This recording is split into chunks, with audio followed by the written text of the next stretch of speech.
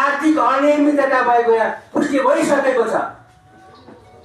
जुन टेन्डरमा 416 रुपियाँ त्यसै पनि पुग्दैन। के ठेकदारले बन्दीको पैसा हाल्छ? त्यसमा सुत्केरीका कुराहरू छन्, क्रियाका कुराहरू छन्, क्रियाविधिका कुराहरू छन्। उसले त्यो कसरी पूर्ति गर्छ त्यो ठेकाबाट? सेवा शुल्क केही छैन भनेपछि यो खालको अवैध टेन्डरको कारणले गर्दाखेरि आज राष्ट्रिय वाणिज्य बैङ्कमा कार्यरत 850 जना सुरक्षा श्रमिकहरूको रोजीरोटी पोस्ने कार्य भइरहेको छ। हाम्रा मजदुरहरू बाहिर चिसो सिँढीमा बसिरहेका छन्।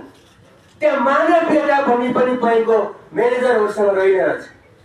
कम्तीमा अदालतको आदेश आएको छ, गरुड तिमी ब्याग हट, भोलि तिमीले जितेर आयो भने ठिक से मान्छे राख भन्नु पर्ने होला नि। दुईटै मान्छे बन्दुक बोकेर कतिपय बैङ्कमा ड्युटी गरिरहेका साथीहरू हुनुहुन्छ। त्यहाँ हात हतियार छ, त्यहाँ गोली गट्टा छ। भोलि आयो भने त्यसको जवाबदेही को हुने हो?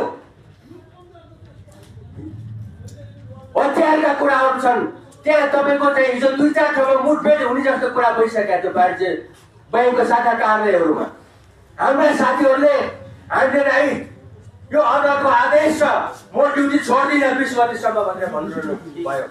त्यसपछि राष्ट्रिय वाणिज्य बैङ्कमा कार्यरत तपाईँको त्यहाँको म्यानेजर र गरुडका मान्छे आएर ड्युटी छोड्ने पनि छोड्नका गल हतियार निकालिदिन्छु भनेर धम्काउने काम गरेछ। मैले भनिदिएको छु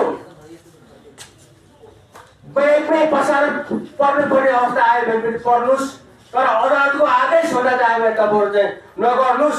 केही पऱ्यो भने नेपाल स्वेच्छा श्रमिक ट्रेड युनियन केन्द्रीय समितिको अध्यक्षको हिसाबले म जिम्मा लिन्छु। तपाईँहरू लड्नुहोस्, अगाडि बढ्नुहोस्। जे आदेश आउँछ हामी मान्न तयार छौँ। अदालतको आदेश विपरीत हामी काम गर्दैनौँ। कसैले गर्छ भने हामी कसैलाई पनि बाँकी राख्दैनौँ भन्दै यो आजको पत्रकार सम्मेलन यही समापन भएको जानकारी गराउँछु। हस्त